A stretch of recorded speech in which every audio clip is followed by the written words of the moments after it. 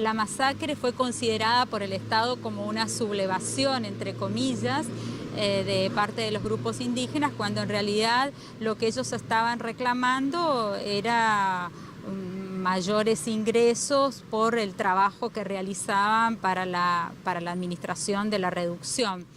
Podríamos decir que en términos actuales lo que estaban haciendo era una huelga. Y entonces por este motivo dejaron de trabajar, se nuclearon en un lugar en el monte para compartir estas ideas respecto de el corte de la producción, digamos, en la reducción. Hubo instancias de negociación con el Estado territoriano. En ese momento el Chaco era un territorio nacional y tenía un gobernador designado por el Poder Ejecutivo Nacional. Y en esas instancias de negociación no se llegaban a acuerdos, y fue en el medio de esas instancias de negociación cuando el Estado Nacional decide un ataque masivo al lugar donde estaban los grupos indígenas. El ataque se realiza por tierra. Muchas veces se cree que el ataque fue a través de aviones, y no es así. El ataque se realiza por tierra. Sí existió un avión que tuvo un avión que pertenecía al Aeroclub Chaco, y que tuvo el rol de ubicar el lugar exacto donde estaban los grupos indígenas para poder luego realizar un ataque más certero, más efectivo en el medio del monte, ¿no? Los indígenas no estaban en la misma reducción. Por el contrario, los que habían permanecido en la reducción eran aquellos considerados por la reducción como indígenas amigos, es decir, aquellos que de algún modo habían acordado con la reducción, y aquellos que estaban en huelga son los que se habían trasladado y estaban ubicados en el medio del monte, digamos. Entonces el avión, el rol que tuvo en ese momento es de ubicar el lugar exacto donde se encontraban concentrados, y permitió entonces un ataque más certero de las fuerzas de la policía territoriana. El tratamiento era prácticamente de explotación, de hambruna, de miseria.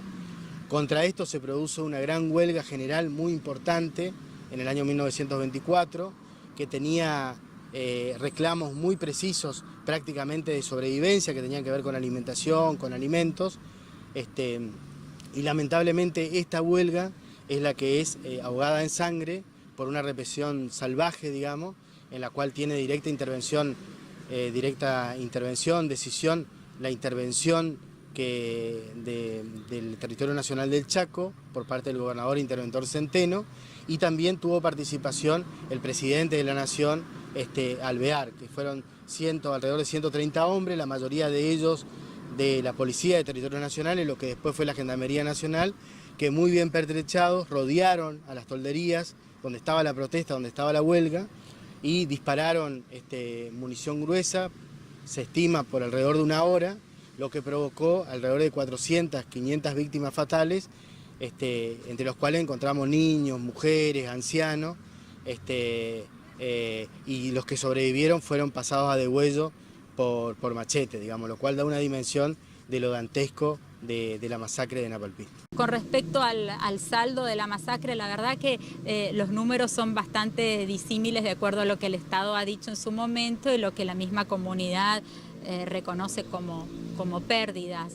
Se ha hablado de entre 400 y 500 pérdidas, porque en realidad se toma una fecha que fue la fecha en que se produce el ataque, y se ha contabilizado muchas veces las pérdidas de ese día, cuando en realidad la persecución a los grupos que lograron dispersarse, que lograron escaparse de ese momento del ataque militar, la persecución a esos grupos se prolongó por 2 o 3 meses después. Entonces hubieron muchos muertos posteriores al día específico de la masacre.